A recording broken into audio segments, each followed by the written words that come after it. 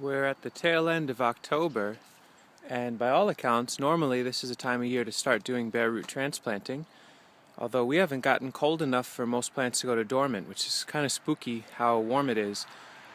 So still waiting for a lot of these plants to drop their leaves, but in the meantime there are other elements in this garden that can be transplanted, and that's what I'm going to work on this morning, and that is the mycological layer, the fungal layer. So let's talk about transplanting wine cap mushrooms either around a garden or into new locations today.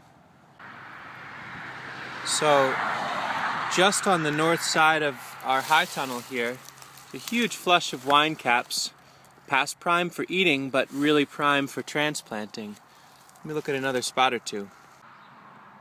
It's interesting because I was told wine caps are they have a real affinity for corn, and this whole area, I just finished harvesting it, was a really tall, not super happy, but fine enough flint corn in this whole block. And so wine cap spotted up here, popped up here, I see them over here.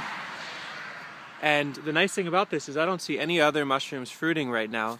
So what I can trust, and I should say air quotes trust, or trust within reason, is that especially wherever the base of these stem butts are, well, the stem butts are 100% going to transplant as wine cap.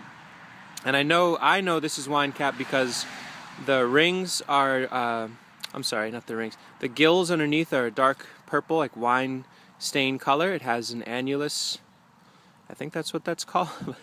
You'll learn very quickly, I'm not a mushroom pro, but I've worked with these enough that this looks like an old wine cap to me.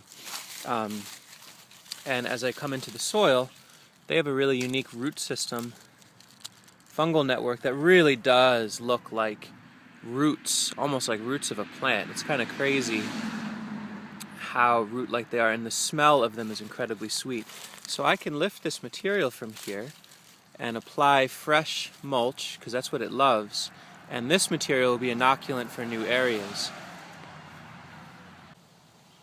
Here's some more that are certainly past prime for us to eat, but are great candidates to move to new areas. And I'll transplant the whole mushroom and everything. And this one's almost still in good enough shape. We might cook that one up for breakfast. So I'll set that aside, but we'll certainly cut this part off and inoculate with this.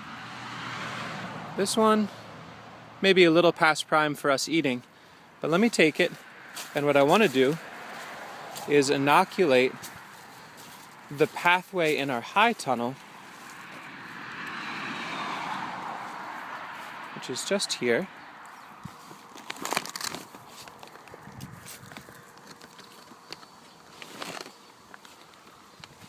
So we've got this set up for some fall and winter production. Real heavy on the wood chips in here, and we've got some spinach on the south side and a bunch of lettuces just getting established on the north side. And I've set it up so that there's a little pond in the middle, or on the far end, that when that overflows, it flows back through the whole high tunnel. And so this is a really great candidate spot to inoculate with wine cap. So I might put some stem butt bits there. It's really almost like you're planting seeds. I'll bury those in wood chips, maybe even a little more mulch of leaf, and now I know that that's where I've put it.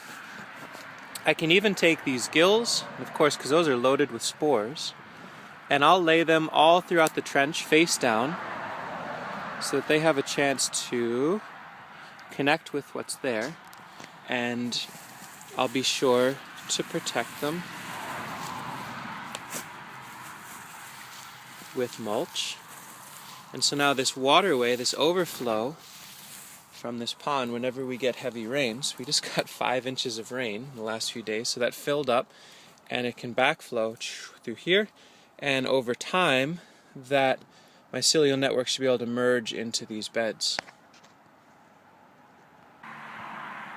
So right where that first clump of big beautiful wine caps were, I went through and grabbed those, and then all of the myceliated soil and mulch that was around them. You can see I was able to fill a whole bucket with inoculant, the beautiful white ropey mycelia, along with soil associates. There's leaves that are knit into it, All of this is just prime new inoculant to go into a much larger context. I'm going to scale this up into a 1/10 of an acre field that's in full sun, but I'm really loading with wood chip, so I need buckets and buckets of inoculant.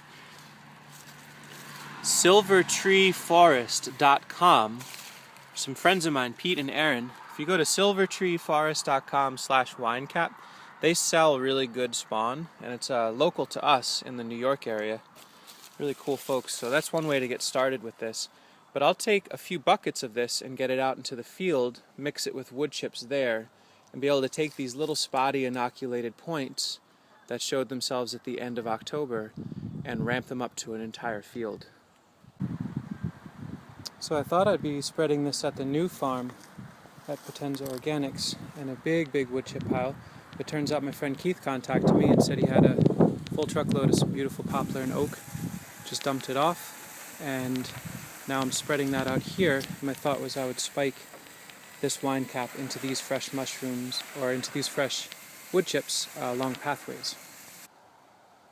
So I've laid a really thick layer of these fresh chips and leaves down the middle of this just to renovate the walkway, and I pulled back some of the material with my hands. The place to inoculate wine cap that I've found is to get your good ropey mycelium and get down below your mulch layer and have it in contact with the actual earth, and then cover it back up. And it seems to always like to inoculate the edge, so rather than inoculating the center of my walkway, I inoculate where it's meeting the bed, and it tends to want to run in both directions. So I'll just take this and put handfuls tucked in here, tucked in over there, and right down the whole line, and that should do it. I'll do an update next fall. Hopefully it'll be flushing like crazy. But it's as simple as that to transplant wine cap as a fall activity or as a spring activity. So I hope you give it a shot. Thanks for watching.